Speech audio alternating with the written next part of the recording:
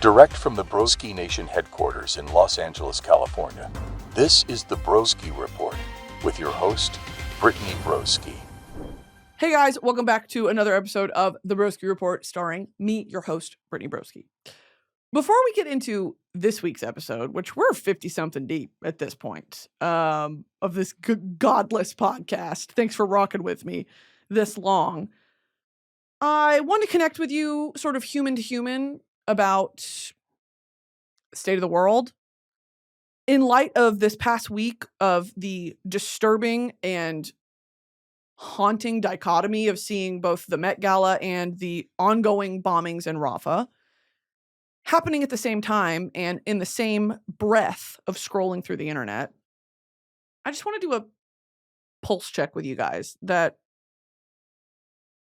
these ongoing horrors that are happening in Palestine and the protests across the nation that are so empowering to watch, watching the youth of America take control of where their money's going and demand answers, and to see that support be seen by the Palestinian people it's a beautiful exchange that's just, it makes me wish I was still in college, to be honest, to be a part of that. And I just want to connect quickly because the UN is calling this a humanitarian nightmare, because it is.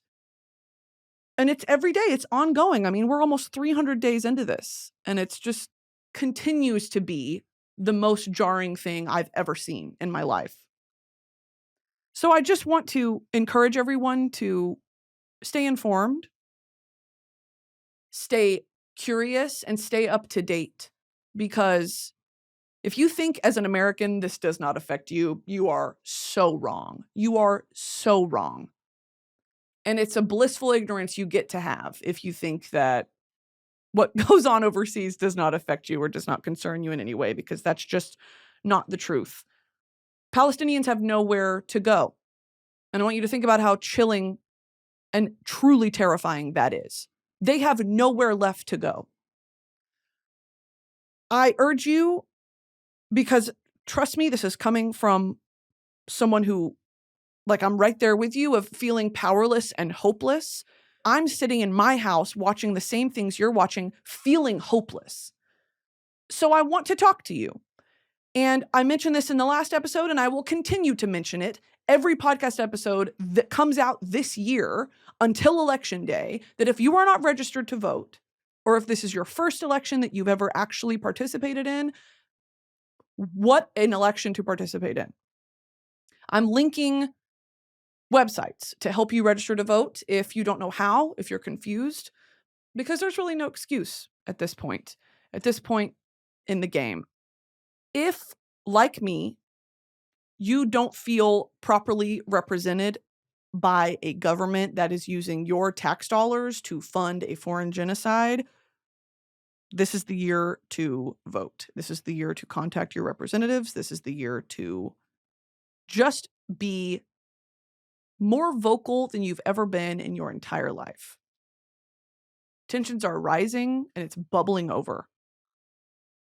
And it's also one of these things of just like, how deep does this shit go, dude? We're realizing this across these universities and just businesses and the monopolies. It's just, how deep does it go? And it's happening. You know, it's happening. And it's happening starting with the young people, and it's spreading. And it's a beautiful thing to watch under such horrible circumstances. So I just wanted to connect with y'all on a human level of, please stay up to date of what is happening in Palestine. And I may not talk about it all the time, but just know that I am always watching and I am always consuming, and I will always advocate for harassing your representatives, because who are they representing? Truly, who are these representatives representing? I don't feel represented. So with that being said, in the description of every episode I'm going to put out this year, there will be links to headcount and other websites to help you register to vote. So, love you guys. Get on that. Okay, and in true dystopian fashion, I'm just gonna, I guess, move on to other topics. And the number one thing that's kind of on my mind right now and on my gut is I did have food poisoning last night. It was truly horrific. I DoorDashed, you guessed it, $38 worth of crab rangoons. Why? What's wrong? Why? What's wrong? DoorDashed crab rangoons at 11:55 p.m. Yeah. And did I find a thick black hair in it? Yeah. And did I just pick it out and continue to eat it? Yes, I did. Yes, I did. And God bless that young gentleman who delivered my DoorDash at 11:55 p.m. God bless him and his family. I hope he had a great night. Because he's a God warrior. I bodied some crab rangoons and some pad see ew and then put it in the gut factory, put it in the gut machine, and about 5 hours later, yeah, shit started churning. So literally like 5 a.m. this morning, I was like, oh, I don't think I've ever felt worse in my fucking life.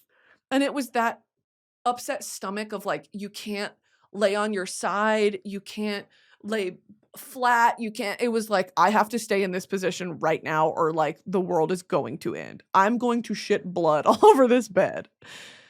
And then I started, when you get those sour belches, oh, that's going to make me my mouth start to water. When you do those sour belches, it's like, oh, I'm going to vomit. Oh, and it's not even like am I going to vomit? It's like, I'm going to vomit. It's just a matter of when. There's no going back after that point. And sure enough, 20 minutes later, Puke Town, population me. It was quick and easy though. I can never eat a crab rangoon again. Sorry if this is graphic. Crab rangoons officially outlawed in Broski Nation. You had your time. You had your chance. Wasn't even real crab, dude. Wasn't even real fucking crab. It was just imitation crab. With, I guess, poo-poo in the cream cheese too. Tasted good though. Damn, that shit tasted good. Anyway, I have not been feeling the best today. But I gotta get this pod episode out to y'all. I gotta get the good word out to the people. So thanks for rocking with me, team. Okay. Here is something that I'm late to the game on this, okay? I'm late to the game and I want to talk about it and I'm sure a lot of you will be able to understand. And I'm sorry that I'm late. I started Bridgerton. Well, yeah. Why, quite, yes. Well, quite possibly, should I? Yes. Oh, yes. It's got me walking around my house talking like that. Should I probably be inclined to disagree with you? Yes, sir. Yes, your grace. Yes, your grace. Damn, why are their tits pushed up to their chin?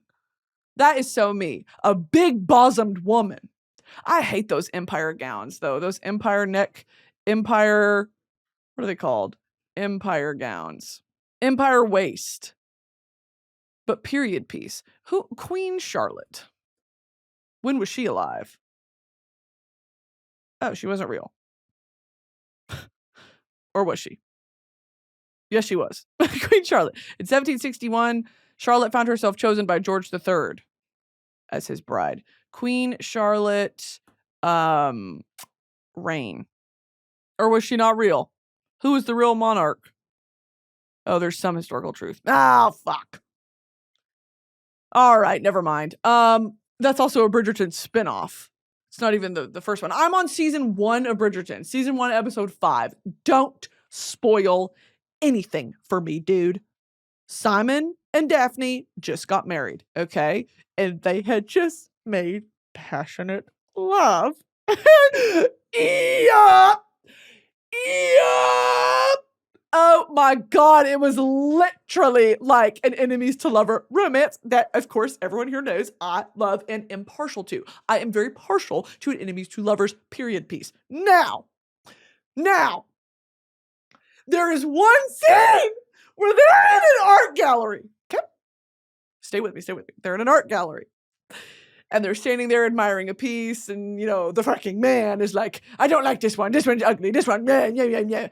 This one was my mother's, but she was a bitch, or whatever. He didn't say that, but something in that fashion. Like, I don't like this one. And then, of course, the woman comes in, and she goes, well, I rather like it. Well, I quite like it. It reminds me of waking up in the countryside. Quite serene. The colors almost draw you in. I mean, she's like truly narrating this piece. And you just see him turn and like realize, oh, fuck, I'm in love with her. Oh my God, when is it gonna be my turn? When is it gonna be my turn? When am I gonna stand in front of a Francis Bacon piece and be like, yeah, and then he tried to kill himself, and then he wanted to die, and then he was gay, and then he literally, yeah, and then he used to beat himself up and beat other people up too, isn't that crazy? And then the guy next to me is like, oh God. And I'm like, and then Leonardo da Vinci and Michelangelo, they're both gay, and they went to prison for sodomy. Isn't that funny? And then I look at him and he's like, why do you know that? And then my understanding of our history is it's through the lens of the macabre. Okay? I'm not doing Daphne Bridgerton. I'm not doing, and it reminds me of the elk's cry that pierces the morn. And quite literally, the dove. And the dove represents peace and love and an olive branch. My ass is like, yeah, and then he killed 3 people after he painted this. Yeah, then he went deaf and blind in the country, killed himself. Anyway, how do you feel about Andy Warhol?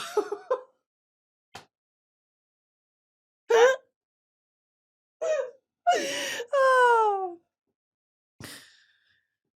Okay.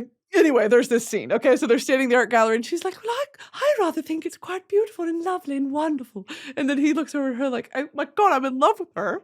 And then they do one of these. They brush knuckles. Horny. If I had a dick, I would pull it out. Sorry.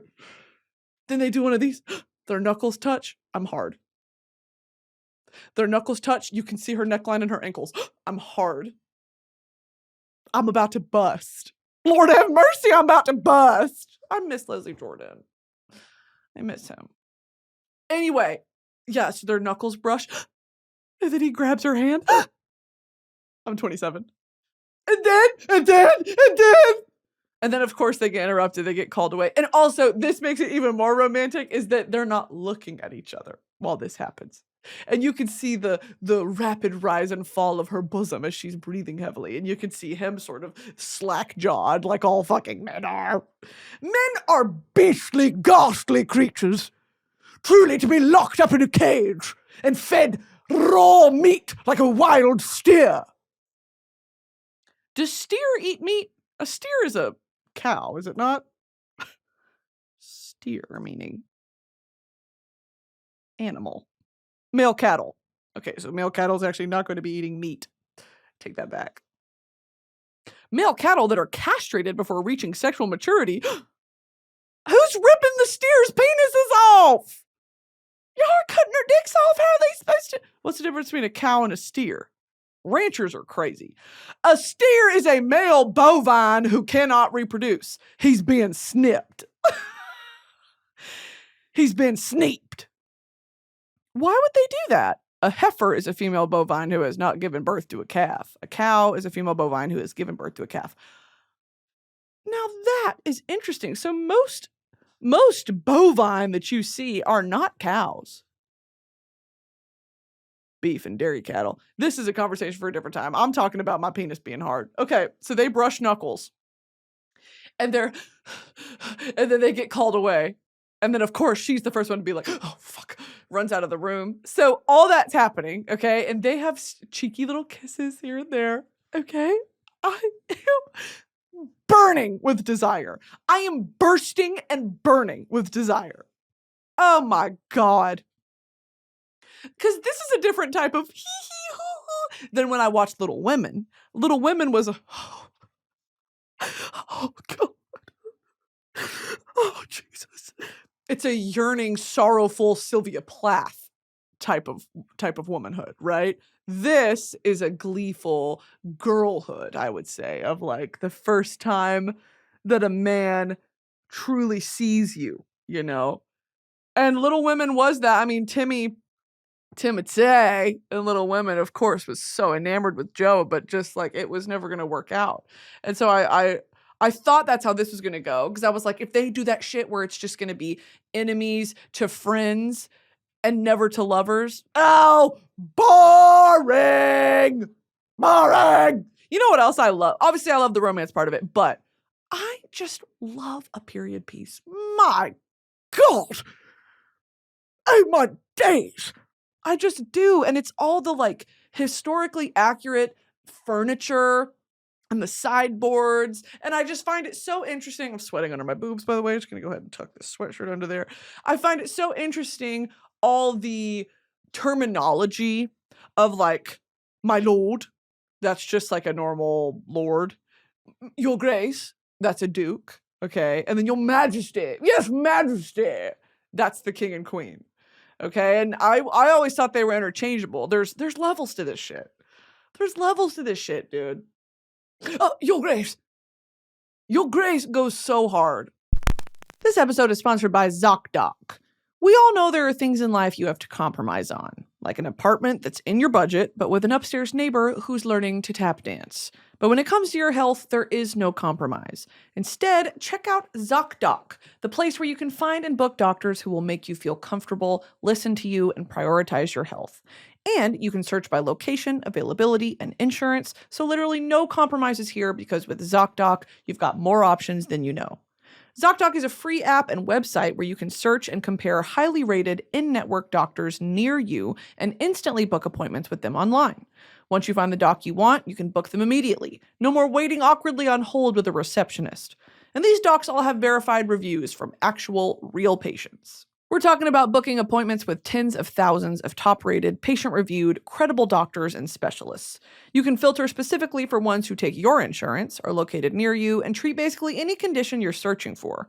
Typical wait time to see a doctor booked on ZocDoc is between just 24 to 72 hours. That's it. You can even score same-day appointments. I've told y'all multiple times I found my dermatologist on ZocDoc and he's seen some things. He's a god warrior. So go to ZocDoc.com/broski and download the ZocDoc app for free, then find and book a top-rated doctor today. That's ZocDoc.com/broski, ZocDoc.com/broski. This episode is sponsored by Stitch Fix. With Stitch Fix, you get a stylist who understands your style, size, and budget. They do all the shopping for you. It's the easiest way to transform your wardrobe this season. My style for this summer, hear me out, here's the vision. It's going to be European vacation sundress core. Very easy, breezy, feminine. My stylist helps take my wardrobe to the next level. She knows what works for me, sometimes even better than I do. She helps me discover new things about my style, too. It's like my stylish best friend is shopping for me. You know that confidence boost you get when you put on a really amazing outfit? That's what I get from Stitch Fix. When I look good, I feel good, and it shows. I just give my stylist my size, style, and budget. I order boxes when I want and how I want, no subscription required.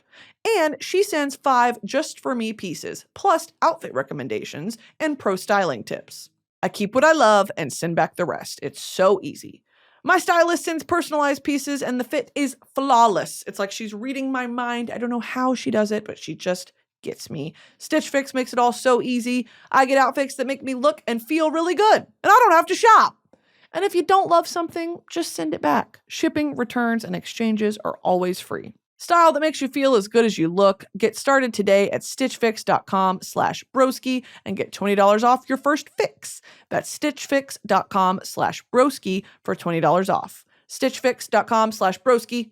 Must redeem within 7 days of sign up. See, I do appreciate there's a sort of Kylo Ren, Emperor Palpatine nature to what I represent in Broski Nation, you know, of like a supreme leader, supreme chancellor. That's my emperor, that's my president. Yeah, I accept all that. Those are sort of modern terms. No, I would like to request humbly a title change to Your Grace. Yeah, Majesty. Oh, Majesty, how delighted to have your tea today. Nice little cakes. Cake and cookie. Perhaps a biscuit for your majesty. I need it. Majesty is ranked second for me. I love Your Grace. Yes, Your Grace. Yes, Your Grace. Anything else for you, my Grace? Naturally. Call upon me if you shall need anything else. Thank you. Right? I would have served as a lady's maid. The girl who would come in and like braid your hair and get you dressed. Because I would have been making them giggle. So you couldn't have been mean to me if I'm making you giggle. You wouldn't have been like, Lady Brittany, you stupid idiot. Are you simple? Is she simple-minded? Such a fun way to call someone a fucking idiot. Is he simple? Is he simple-minded? Yes. Yes. That Patrick meme, put it up here. Yes. Yeah, I would have slayed as a lady's maid. I just would have slayed in sort of Victorian England in general. I've said this before. I think that I was destined for it. I was destined to smell bad, have bad teeth, and eat a lot of sugar and die prematurely, probably around 40. After failing to sire an heir for my man. And I probably would have been paired with some ugly motherfucker. They would have married me off like a heifer, truly. Some ugly motherfucker. I would have been like, oh no, it appears I'm infertile. Don't touch me. I need to go let my teeth rot by the sun. Take me to the seaside so that I may have my teeth rot in the sunlight. God, I would have loved it there. R.I.P. Brittany Broski, you would have loved Victorian London, seriously. Damn. You know, my ass would have been sat in that movie theater, that the first ever movie of the train coming through the screen. I would have been sat there, scared out of my fucking mind. Shit, I literally would have shit my pants. Because I'm stupid. I'm simple. I'm simple-minded. I would, me back then, like, it's clearly AI. Yeah, bro, that's AI. It's not real. What's AI? You would never understand 2024, bro. Okay, so there's this poggers guy named Mark Zuckerberg. Ever heard of him? Yeah, bro. Ever heard of Meta AI VR? Yeah, you never would have. It shows. Anyway, Bridgerton goes crazy, dude. I love Bridgerton. It's so cheesy cornball. Oh, my sweet lord, it is so corny. But I love it. I need it. Because if the set design and the larger plot wasn't so intriguing, I would have clicked off by episode 2. Okay? Because even though the dialogue is, I guess, quote unquote, historically accurate, it's just like older English, whatever. It's just proper English. Even though it's fun to watch, like, oh my God, when you actually boil it down, it's like, this is so bad. This is so bad. Because here's the difference. I watched Downton Abbey, right? Downton Abbey. That fuckery. I stopped watching Downton Abbey after Cousin Matthew died because I was in love with him and he was so right for her. And guess what? The girl who plays, who's the rotted, who are the sisters? Who are the sisters in Downton Abbey? Lady Mary. Oh my God, Sybil's the one that dies. Lady Edith. Yeah, Lady Mary. The actress who plays her, Michelle Dockery, I think would play an incredible Nesta. Lady Mary and Nesta have very strikingly similar characteristics and facial features, to be honest. Like in my head, when I was reading Court of Silver Flames and on all of ACOTAR, I was like, this has to be the most strikingly beautiful, bitchy woman you've ever seen. And I remember thinking that about Lady Mary when I was watching Downton Abbey. I was like, God, she's so hot, but that's why she can be a bitch. It's because people are like, no, it's fine. She sure is lovely to look at, isn't she? Quite beautiful. What she lacks in character, she makes up for in beauty. But she has an arc, the way that Nesta has an arc. Because all characters are redeemable. All women are redeemable. Let me sort of correct myself there. All women characters are redeemable. Yeah, I think she would play a crazy Nesta. Michelle Dockery. Yeah, that's my Nesta girl. Okay, yeah, Downton Abbey. When Cousin Matthew died, I'm also not spoiling anything. If you're planning on watching Downton Abbey, it came out 15, 20 years ago, bro. At this point, go watch it. I stopped. And everyone was like, no, you have to keep watching. Don't care. And you're going to kill Sybil and Cousin Matthew? I don't care about this show anymore. Sorry. I don't have an attachment to any else of the characters. Any other of the characters. The show sucks now, so I never finished it. I made it like 3 seasons in. Now, I'm on Bridgerton. Okay? And me in 2 weeks is going to come back and film an episode and be like, you idiot. Because I've been seeing all the press runs of Penelope and the guy who plays Colin Bridgerton. they're like so in love or whatever, or they're like really pushing that for the press tour. And okay, here's also a tangent, because in the season that I'm in right now, it's clear that she has a crush on him, but like he's betrothed to another. One of those classic, like she tries to sabotage because her sister, quote unquote, is to be married to the love of her life. And she is forever doomed to sit aside, to stand idly by and watch as they have a love she can never have. Gut-wrenching, been there. Anyway, what was I going to say? Oh my God. Okay, so I had this tangent. I'm on a medicine, by the way, that makes me neurotic. Laundry's done. I'm on a medicine that makes me so emotional. And I don't know when the outbursts are going to happen. It just kind of strikes me. And the sensitive chord that always gets stricken is when it comes to femininity and womanhood. And a big theme in this show, as well as Little Women, is do not dare try to put me in a box as a woman. How fucking dare you? Which I love. And I love that strong character that's like, I reject this. I reject everything society is trying to force me to do. And every box they're trying to fit me into. Anyway, sorry. Frog in my throat. There was a frog in my throat. I love this narrative of like, of course, there's a beautiful lead character that's like, oh, who will I marry? And then there's the secondary, like, boss bitch character that's like, fuck you. And fuck him. And fuck that. And fuck my mom. I like books. Like, that's truly, I don't know why in every period piece like this, there's always that character that's like, but I just want to be a writer. Oh, mother, I can't even imagine marrying and bearing a child. I want to write. Oh, how I want to write and play the pianoforte by the sunlight by the window. In the sunlit balcony of the window. God, if that ain't me. So it sent me on a spiral watching Bridgerton, crying, and a good spiral of like oh, how I love being a woman, that sort of spiral. Because Penelope, who's a character, of course, the sisters poke fun at her for being heavy, for being 2 stone more than she should be, or fucking whatever, being fat phobic. And like, God, there's so many thoughts in my head. How do I want to articulate this? Having shows that display in a non, like, oh, wow, that's a choice, like almost making a spectacle out of like, oh, and the fat girl can be loved too. Because that's what it feels like sometimes, is like, let me throw this curveball at you. She's actually lovable. Girl, watching a show that's actually like, you see all these societal standards and whatever being thrown around, but then like she wins in the end. And it isn't in that cheeseball way of like, girl, this would never happen. It's like, truly, Penelope is such a sweet girl. As of right now, I don't know what her character's going to do in the future. Okay, I don't know if she's wretched and horrible. But as of right now, she's so pure and so beautiful in every sense of the word. And she is the sweetest of her sisters and a true friend. And watching, obviously, this happen to her, of like her crush picking someone else. Yeah, been there. We've all been there, maybe.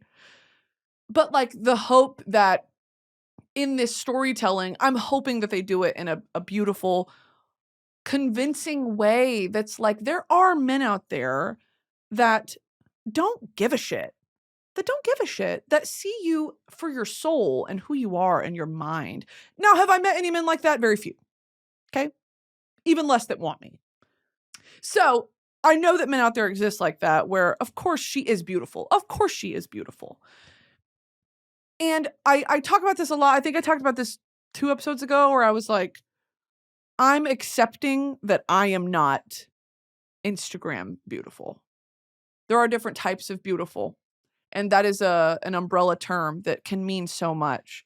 And Instagram beautiful, this Kardashian style standard of beauty that they set that they can't even live up to, is the new norm. And seeing beautiful women like Penelope on this show, who plays her? Like, I think she is so fucking classically beautiful. Featherington. Nicola Coughlan. She's Irish. Thank fucking God. Oh my God, she was in Dairy Girls. Oh my God, she is so beautiful. And I just don't, I mean, I know that like, what am I trying to say? I'm trying to say that it angers me. Trying to put a woman that looks like her as the like fat, ugly, undesirable character. In what fucking universe is that any of those words true about her? It just makes me, I'm watching it like being angry. I'm angry that that's the narrative that's being told. But I don't know. I'm also pissed off that they're trying to like pull the rug out from under us by being like, but look, she's lovable. Of no fucking shit, she's lovable. I don't know how the season's going to end. I don't know how her story is going to end. But I'm very excited because I'm such a fan of her. I love her. I think she's so classically gorgeous. So, I also wanted to talk about this, dude. I wanted to talk about this. Okay, so obviously Bridgerton and these sort of shows focus on the like upper middle nobility of Victorian or Edwardian or fucking whenever British society.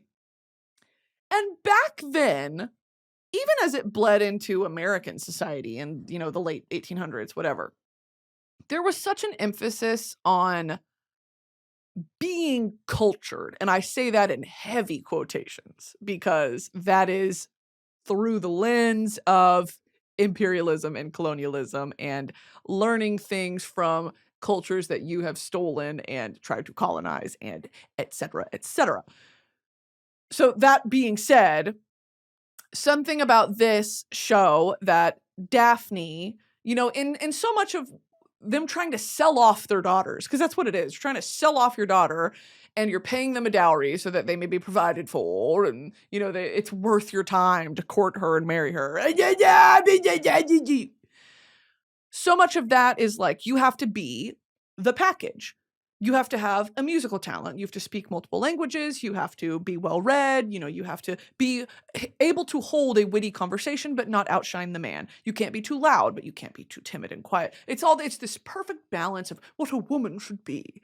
And there's this beautiful line that Daphne says somewhere in like the 3rd episode where she says, she's talking to her brother, who is hot, the eldest brother, going to inherit the family name, money, title, everything, whatever. He is free to do whatever he wants. And there's this interaction between them where she goes, like, you don't fucking get it, do you? This is all I have. If I don't get married, I'm nothing. I'm worthless to this society. Scary. Scary. Sirens, scary alert, scary alert. Shout out the 19th Amendment. Seriously. This episode is sponsored by Dipsea. Enemies to lovers, chance encounters, a slow burn, or friends become more. Whatever your favorite romance trope, Dipsea has a spicy audio story just for you. Dipsea is an app full of hundreds of short, spicy audio stories. They bring scenarios to life with immersive soundscapes and realistic characters. Discover stories about second chance romances or adventurous vacation flings. And there's a growing library of fantasy series with werewolves, Greek gods and goddesses, Regency-era historical fiction, and fairy smut to explore the bounds of your pleasure. New content is released every week, so in between listening to your favorite stories again and again, you can always find something new to explore. Dipsea offers a modern approach to romance through high-quality and captivating audio fiction. And for listeners of my show, Dipsea's offering an extended 30-day free trial when you go to dipseastories.com/broski. That's 30 days of full access for free when you go to DIPSEA stories.com/broski. dipseastories.com/broski. But this interaction between them where he finally starts to realize that of like, fuck, that's so true. Damn, you're right. You can't get a job. You can't be a writer. You can't hold a position of power. You know, it's like anyway, so all that's very upsetting to watch and be like, damn, love being a woman, but like, damn, we're still fighting today, aren't we? Like, we're still, the march continues on. That mixed with, I love the idea, and I wish we would bring it back, of it should be a standard in just to be a well-rounded person, to have a musical talent, to study an instrument, to 100% baseline speak more than one language. That should be the absolute bare minimum. And not even like, oh yeah, I took a Spanish class. Like, to be fluent in another language, perfectly fluent, that should be a requirement. And then to be well read. And I know that school is supposed to accomplish that, but the American education system is a fucking joke.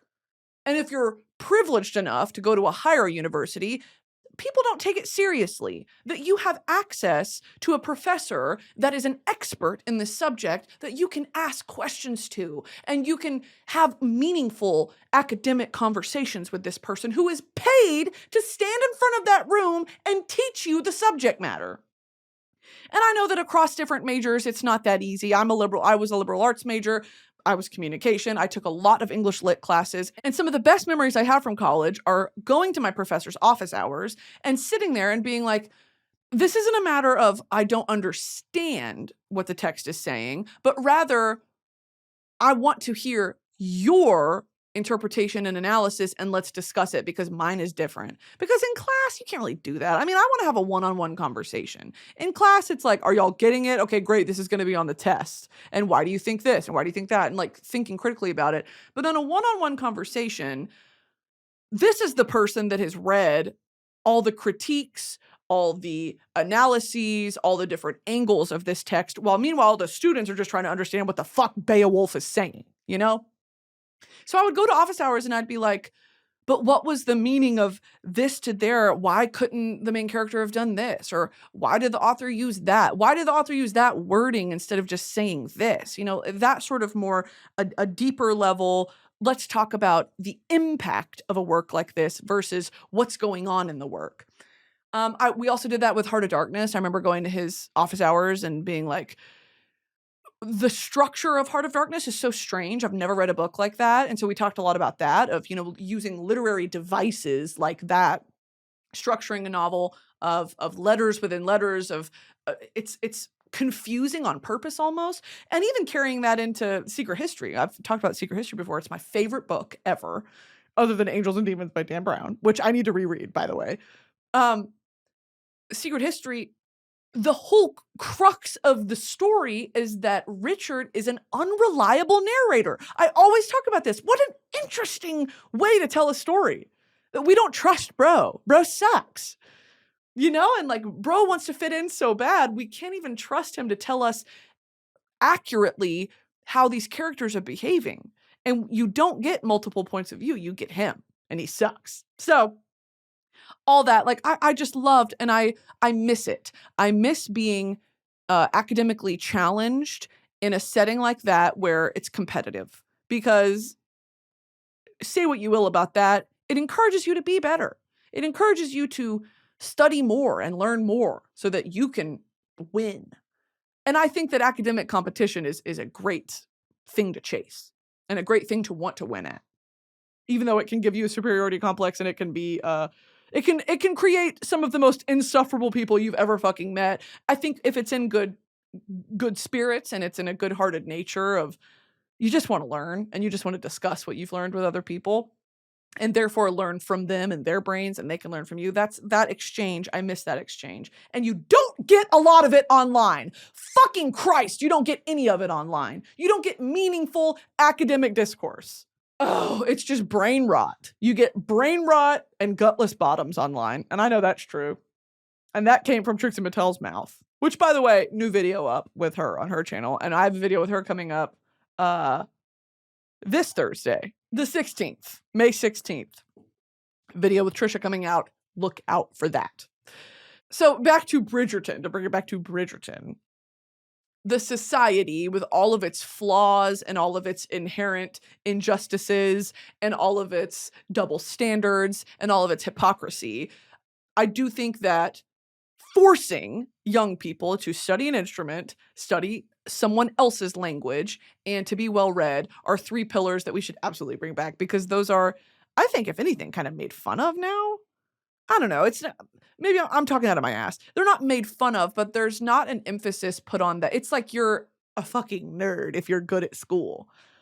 And it's encouraged to not try. And it's like college is now referred to, it's like a party thing. Like you go to college to party and make friends and not to to have an intimate relationship with your studies, which is what it used to be. You know, I miss school because I feel like I got all of it, and I will never again experience it all at the same time like that. You know, and it also sucks being your own professor now, because you can only vet the material so much. And even if you find professors online that are teaching it, it's like, well, who's this fucking guy? So it's a weird thing. I miss school, but I don't have the self-discipline to sit down and like put myself through school again. I'd love to get my master's degree someday, and I would probably do it in Spanish. I would do it in Spanish and Spanish literature or Spanish phonetics.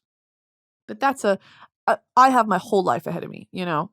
I've thought about this a lot of like this internet shit. God, I love it, and it's a fucking trip, but what's the age out on it? And will y'all follow me? It's a real concern I have. It's a real concern that I don't think a lot of people talk about enough of. I've built this wonderful community that I am so grateful for. And we have a lot of fun here, y'all. Seriously, we have a lot of fun. Okay. I'm shooting some of you out into space. I'm shooting some of you out into space, and that is a risk we have to take. Space, the final frontier of Broski Nation. But yeah, it's a concern of mine, dude, of what is the lifespan of a job like this, and where do you go? Do you just sort of fall into the background of you go behind the camera and you start producing things for other people? Or is this a community that, you know, I'm sure a lot of y'all are college age, maybe younger, and older. You know, I just turned 27, and I know I have fans that are into their upper 30s. And my question is, so much of this job is cementing myself into part of your routine. You watch my YouTube videos once a week. You listen to my podcast episodes once a week. You can count on, usually I've got some new TikToks up. I post on Instagram every fucking day. What happens when that stops? What happens when I turn a certain age, or I have a new career path, or I'm doing something else where I can't afford that level of interactiveness every day? Will I lose you? Will you continue to follow me wherever I go? What if I do something else? What if I fuck off for a year and I write a book and I come back and I go, here's my book. It's an enemies to lovers fantasy novel. Will everyone have forgotten? It's a scary thing you have to constantly be in the audience's eye, constantly pumping out good, new, innovative, relatable content. And I'm not complaining. I am not complaining at all. I'm more so pontificating about where does this lead to? You know, will y'all still be watching me 7 years from now? Imagine 7 years from now. Imagine 4 years ago. I've been doing this for 4 or 5 years. I started late 2019. And then the pandemic really, you know, my career shot off because everyone was forced to be on their phones. Like, so 7 years from now? I don't know. But then you see some YouTubers that have been doing this for damn near 15 years. But YouTube has changed so exponentially in the last 5 years than it did, you know, maybe between 2010 to 2018. So I don't know. I think about that a lot, and I'm perfectly content with what I do right now. And I'll say it every episode. I'm so incredibly grateful for the comments under every YouTube video and the TikTok comments and the DMs I get. And when I meet y'all in person, and you're just like me for real. And that's the beautiful part of this, dude, is you're like me for real. And I don't know, sometimes I'm intimidated by that because it's so real. This connection is so real, but it's so parasocial and it's so curated sometimes, you know? It's very curated. And at what point does it get dangerous? Because it can get dangerous. So I don't know, I think about it a lot, and not in a way of calling for, this is not it's more so in an academic, you know, zooming out, not just me, but any internet creator who does something similar to what I do. We're already seeing that we're very disillusioned with celebrities, traditional celebrities. And times like the ones we live in right now, the wealth gap has never been more staunch. and more blatant. And so with that sort of happening, of this fall off of the traditional celebrity, of the Paris Hiltons and all this, like no one wants to see that anymore. And then the rise of the relatable influencer, quote unquote. But then what happens 7 years from now? When do we return to like really sensationalized content? Or are we staying in this sort of, hey guys, get ready with me? We're just craving connection on such a human basis, on a human level. I just want to feel like there's someone in my house with me because I'm so fucking lonely. Everyone works from home now, you know? Everyone works from home. No one can afford their fucking groceries. It's like companionship is truly a lost art. It's a lost necessity on the James Maslow hierarchy of needs. I don't know. Is this making sense? Do y'all understand what I'm saying? Maybe I'm just talking out of my butt. I'm talking out of my beehole. Let me know if you get what I'm saying. Because even I do this as a job. And when I'm cleaning my house, I have on Hamza and Martin to keep me company as I fold my laundry. And that's real. That's real. Like, I'm lonely in my own house, and I'm the one that's providing comfort and companionship to other people. But for me, I'm seeking that other places as it's just this loop of, I like where we've landed, of this laid back, mostly, lifestyle, sometimes reactionary based content that's just like hanging out. We just want to hang out, dude. It's seriously, damn. Take me back to Victorian London. I would have hung the fuck out. We don't hang out in parks anymore. God, watching Bridgerton and Downton Abbey and all that, they would just go to the seaside and just sit. They would just, hey, we're all going to the picnic today in the park. Going on a stroll. When was the last time you went on a stroll with your friends through the park? It's been years for me, dude. Miss it, need it. It just truly is, it's this lost pillar of human connection and humanity that just makes me sad. And I'm right there with you. You know what I mean? Right there with you. I'm sat up in my house being like, I'm lonely. So, all that to say, go pick up an instrument. Go learn a second language. Go pick up an instrument and go read a classic novel today. I finished my series and I am now starting East of Eden by John Steinbeck. Me and Stanley are going to book club, I think. Stanley's reading Game of Thrones. He's literally reading the books Game of Thrones. And he also read Metamorphosis by Kafka. And he's been trying to get me to do Way of Kings. And I was like, Way of Kings. He's like, you would love it. If you like Game of Thrones, you'd love it. And I was like, okay, fine. But Way of Kings is like this thick. But then again, when you think about Throne of Glass and ACOTAR all the way through, that's like 8,000 pages. So I think I could get through Way of Kings easily. I just need to buy it. It's just traveling with it's a fucking bitch. I don't travel with a 4,000 page book. But I will. Yeah, so Bridgerton. Simon, need Simon. Oh God. I just got dizzy thinking about him. I need him so bad. It's criminal. It's sickly. It's disgusting how much I need him. They did one of those shirtless shots. They showed his titties. Oh my God. I'm not usually like that. I'm not like, oh, look at his man boobs. Man, he's got a rack on him.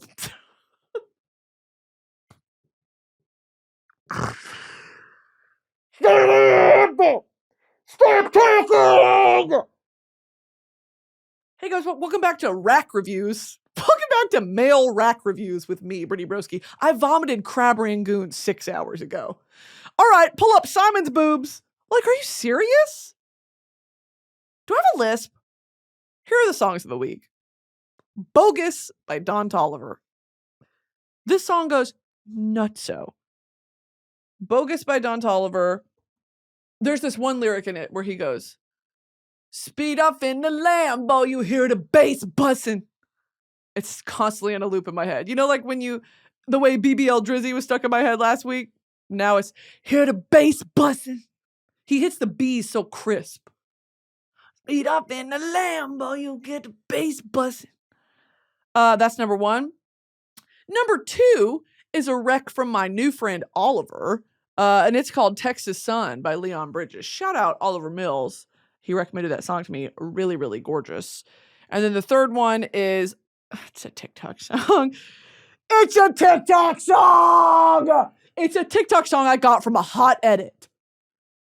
Even worse, a hot edit. Here's the new fucking guy. I thought I was past this. I'm not, because House of the Dragon's coming back. Oh my God! I'm going to the House of the Dragon premiere.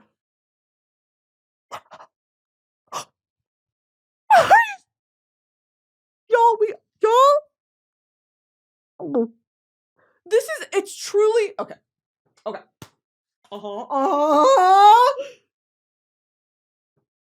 to the House of the Dragon premiere. House of the Dragon is my favorite TV show. Are you serious? House of the Dragon, my favorite TV show, other than The Mandalorian. What? Actually, maybe it's Game of Thrones and then House of the Dragon obviously is under that. My favorite TV show. Yeah, that's pretty accurate. House of the Dragon is my favorite TV show. I got invited to the premiere. We're trying to see Donald Trump, if you can hear me, let me interview you and Mitchell. Please, God, let me interview Rhaenyra and Daemon Targaryen. Seriously, Jesus Christ, if you can hear me. And if I don't get to, totally fine. Because just being there and being able to see Matt Smith IRL, oh my God. Being able to see Queen Alicent in real life, oh my God. So, all that to say, I got this fucking song from an edit of Tom Glenn. Is that his name? Tom Glenn Carney, the guy who plays Aegon. Aegon, please. Tom Glenn Carney, eager for Aegon to cause more havoc in House of the Dragon Season 2. I'm so fucking excited. He is God, Aegon is the worst. He's the worst. But Tom Glenn is so on. I'm gonna freak out. Because if y'all remember, there was a time, this time last year, when I would not shut the fuck up about Ewan Mitchell. Okay, Ewan Mitchell plays Aemond Targaryen. Y'all need to lock in. If you're not caught up with Targaryen lore, lock in, dude. This is Aegon. That's Aemond. Now let's pull up Aemond Targaryen. Oh! Oh! Oh! Oh! Oh!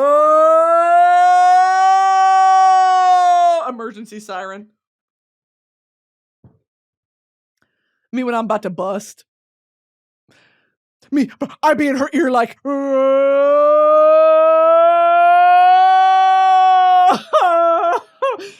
are you talking about? Okay, this is Aemond. Y'all know I've talked about Aemond before. If you get it, you get it. If you don't, you don't. I don't give a shit, dude.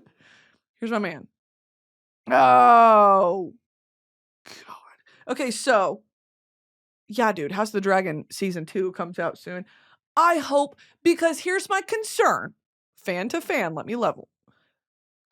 I don't know if they continued production through the strikes, through the writer's strike and the SAG strike. I don't know what the sort of situation was there. And so if they continued producing this, or writing it at least, with the writers gone, oh, it's gonna suck.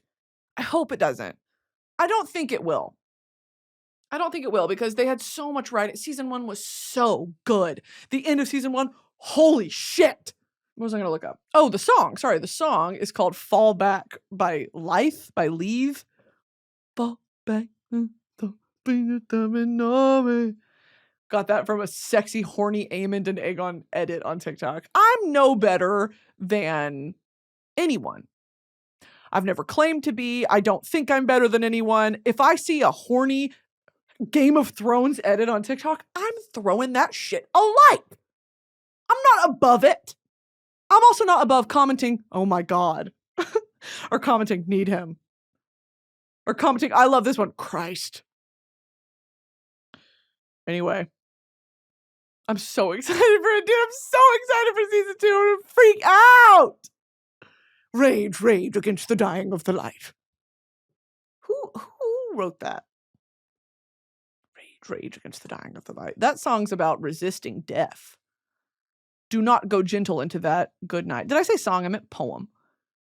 Do not go gentle into that good night is a poem in the form of a villanelle by Welsh poet Dylan Thomas. Dylan Thomas sounds like a country star.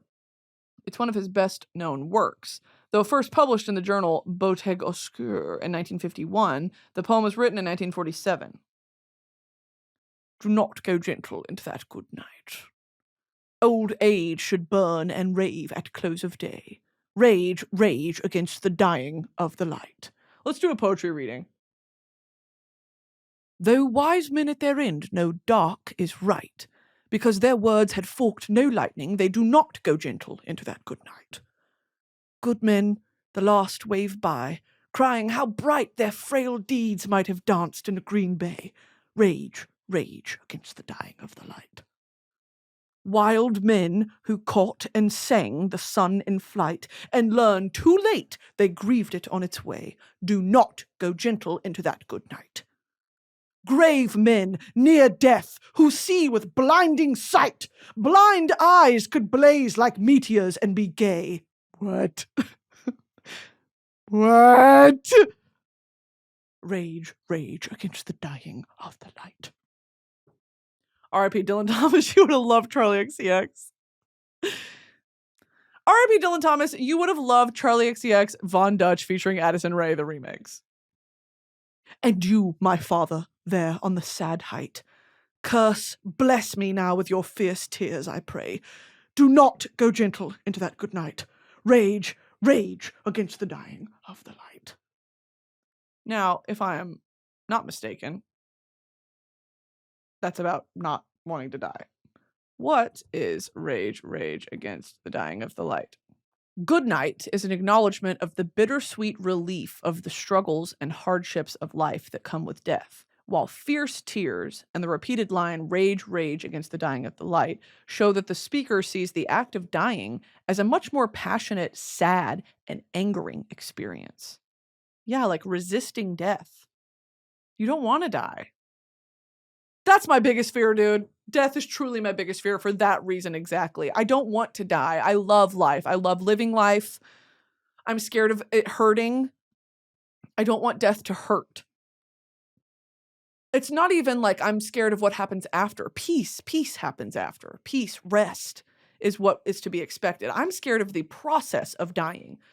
The frailty of old age, my body failing me, my mind failing me, being in constant pain, my loved ones having to watch me be in constant pain, an illness that eats away at you, that's my biggest fucking fear.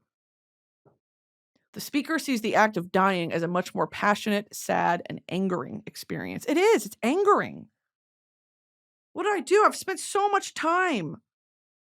I've spent so much time and energy on this earth. I'm not ready to give it up. I'm not ready to go. Every single day, every week, I discover something new that I love, that I really like.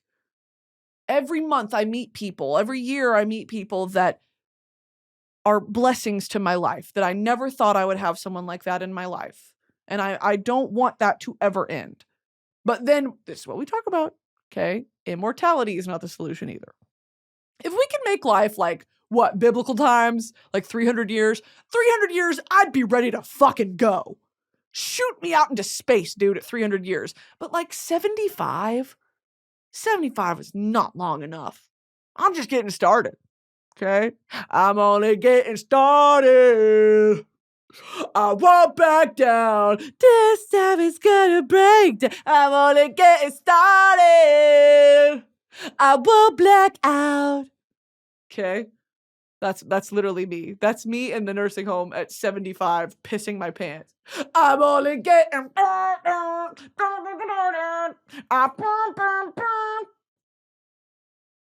clip of Cody Cohen talking about he was talking about DJing and how he's not good at like the DJ ad libs, like, let's go, jump, 1, 2, and he's like trying to get better at it. And he said that after one of his sets, Kelsey came over to him and was like, why did you say, yeah, baby, into the mic? That was weird. Why did you do that? And he was like, don't know. I don't know. Yeah, baby. Don't know. Anyway, I think that'll do it for me, team. I love y'all. Go check out the links in my description like I talked about. Go register to vote, please. Drop a comment. if anything that I talked about today struck a chord with you, or if I need to check out any pieces of media. Because now that I'm in this Bridgerton hole, bitch, let me finish Bridgerton and then recommend me some more like this, because now I'm going to be in a hole. Little Women started it. Okay? Merch available, broski.shop. Go get you a sweatshirt, girl. Go get you a sweatshirt. Go get you a hoodie. Go get you a gift card. We got t-shirts. Muumuu's dropping soon. Y'all are not ready for the muumuus. The muumuus are perfect. They're done. They're perfect. And then some more exciting drops later this year. Okay?